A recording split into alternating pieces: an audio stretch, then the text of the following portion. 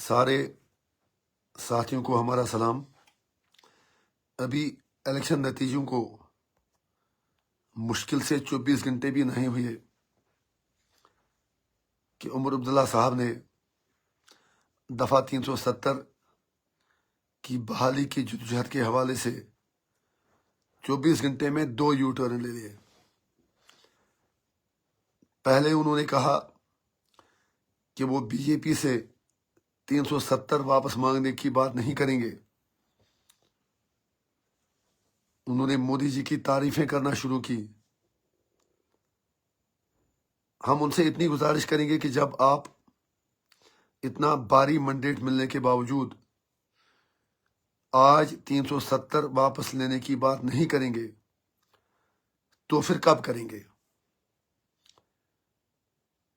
एक तरफ आपका दावा है कि आप सियासी जद्दोजहद के जरिए 370 वापस लाएंगे। आपने वोट भी इसी चीज पर ले लिया, लेकिन अब आप कह रहे हैं कि बीजेपी से 370 मांगना फजूल है। लेकिन उमर साहब, मैं खुलूस की बुनियाद पर आपसे कहता हूं कि पॉलिटिकल लीडरशिप का काम ही वो बात मनवाना होता है जो बज़ाहिर नामुमकिन लगे। It is not like a cake that you will get and eat it up. आप हों, कोई और हों, जिसको भी पब्लिक मैंडेट मिले या जो भी पॉलिटिक्स में हो, उससे लोगों की एस्पिरेशंस को फिल अप करने के लिए पॉलिटिकल प्रेशर बनाना होता है। लेकिन मुझे अफसोस से कहना पड़ता है कि आपने लड़ाई शुरू होने से पहले ही हार तस्लीम कर ली। ये आपका काम है कि आपके पास रोड मैप क्या है जिससे आप बीजेपी सरकार को 370 वापस लेने पर मजबूर करेंगे।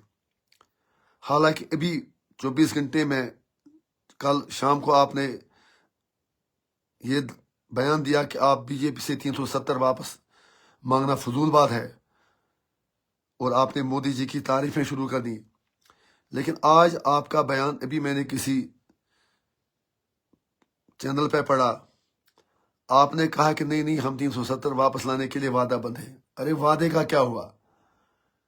वादा तो शेख साहब ने रायशुमारी का भी किया था, वादा तो फारूक साहब ने 1953 की बहाली का भी किया था। जब आपको इतना भारी मैंडेट मिले तो आपको कुछ कंक्रीट स्टेप उठाने पड़ेंगे। मैं एआईपी की तरफ से आपको वादा करता हूं, यकीन दिलाता हूं कि जो कोई भी अच्छा कदम आप उठाएंगे हम आपकी सपोर्ट करेंगे। चाहे पार्लियामेंट हो, असेंबली हो, आम लोग हों। अगर आप बिल्कुल प्रो पीपल इनिशिएटिव्स ले लेंगे, अगर आप बिल्कुल मरकजी सरकार से आंखों में आंखें डालकर बात करेंगे, हमें कोई एतराज नहीं है आपका सपोर्ट करने में। लेकिन मुझे अफसोस है कि आपने कल साफ तौर से कहा कि 370 की वापसी का इस वक्त बात करना मुनासिब नहीं। आपने कहा कि let us leave that matter to now, let us leave that matter as of now. It is unfair, ये नाइंसाफी है। और जिस तरह आपने कल, फिर मैं क्या बताऊं आपको, फिर आपने अचानक बीजेपी सरकार की तारीफें की,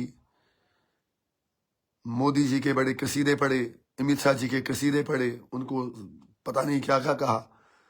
कोई बात नहीं, कश्मीर के लोग धीरे धीरे सारी सच्चाई जानेंगे। समझने वालों को पहले ही पता है कि आप कुछ करने वाले नहीं हैं। और उससे भी अफसोस इस बात का है कि आपने कहा कि आप असेंबली में स्टेटहुड पास करने के लिए रेजोल्यूशन लाएंगे। ये एक और बड़ा यू टर्न है, जबकि पहले आप थकते नहीं थे ये कहते कहते कि आप असेंबली में 370 और 35A और स्टेटहुड के लिए रेजोल्यूशन पास करेंगे। अब आप सिर्फ स्टेटहुड की बात करते हैं। आप लोगों को बेवकूफ समझते हैं। हमें पता है कि आपकी प्रॉब्लम क्या है, सबको पता है। आपकी प्रॉब्लम यह है कि कांग्रेस, जिस दिन आप स्टेटहुड की बात करेंगे कांग्रेस को कोई प्रॉब्लम नहीं, लेकिन जब आप 370 की बात करेंगे कांग्रेस पूरे हिंदुस्तान में एक्सपोज हो जाएगी। इसीलिए आज आपने कहा कि पहली कैबिनेट मीटिंग में आप 370 की स्टेटहुड की वापसी की करारदाद पास करेंगे। लेकिन मेरा आपसे सवाल है, जम्मू कश्मीर के लोगों का आपसे सवाल है, कश्मीर की खास तौर से उन 6 सीटों से जहां आपने कांग्रेस के उम्मीदवारों को वोट दिया, मंडेट दिलाया, जो आपकी मदद से जीते, उन लोगों का आपसे सवाल है कि क्या कांग्रेस 370 और 35A पर असेंबली में आपका साथ देगी? क्या कांग्रेस नेशनल लेवल पर आपका साथ देगी? ये बहुत बड़ा इंपॉर्टेंट सवाल है। कल तक तो इलेक्शन था, अब तो कुछ करने का वक्त है। क्या राहुल गांधी खुलकर इंडी अलायंस के मैनिफेस्टो में 370 की बहाली का प्रपोजल शामिल करेंगे? ये बहुत बड़ा सवाल है उमर साहब, इसका आपको जवाब देना ही होगा। हम आपके जवाब का इंतजार करेंगे। सारा कश्मीर आपसे जानना चाहता है कि कांग्रेस आखिर क्यों 370 को अपने मैनिफेस्टो में शामिल नहीं करना चाहती। अगर उनकी मजबूरियां हैं तो आप उनकी मजबूरियों के तले दब क्यों जा रहे हैं? फैसला आपने करना है। अगर कांग्रेस की मजबूरियां हैं तो आपके पास तो भी अपने नंबर हैं, पीडीपी आपका सपोर्ट करेगी, आपको सरकार तो भी बनेगी। आप ये बात वाज़ेह करें कि क्या आप 370 की लड़ाई में कांग्रेस को शामिल करा रहे हैं कि नहीं करा रहे हैं।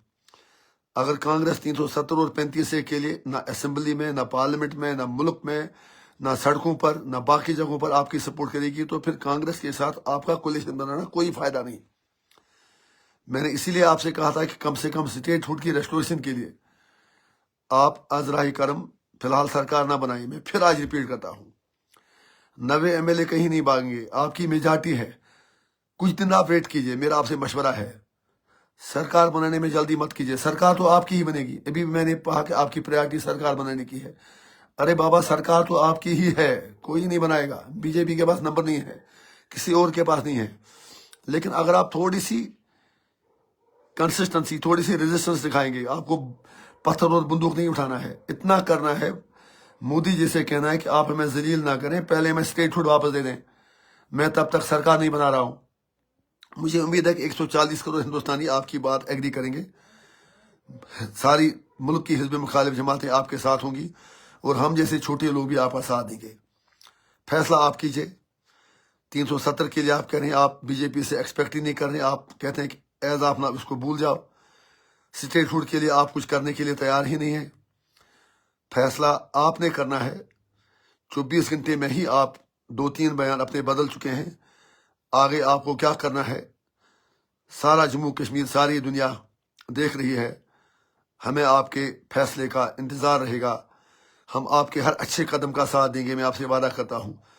और जहां हमें लगे कि आप जम्मू कश्मीर के लोगों के मफादात की बेखनी कर रहे हैं, जो कि वाकई आप करेंगे, जिसका मुझे पूरा विश्वास है, वहां tooth and nail Awami Ittehad party आपके खिलाफ खड़ी होगी। और जहां आप कोई प्रो पीपल मुंह उठाएंगे, वहां मुखालफत बराए मुखालफत बिल्कुल नहीं करेंगे, बल्कि आपके साथ रहेंगे। फिलहाल इतना बताइए कि आप क्यों ये कह रहे हैं कि बीजेपी से 370 मांगना फजूल है। अगर बीजेपी की सरकार 20 साल तक रहे, 10 साल तक रहे, फिलहाल 5 साल तक है, तो क्या फिर 5 साल तक आप अपने मुंह पर ताले चढ़ाएंगे और कश्मीरियों के मुंह पर भी ताले चढ़ाएंगे? शुक्रिया।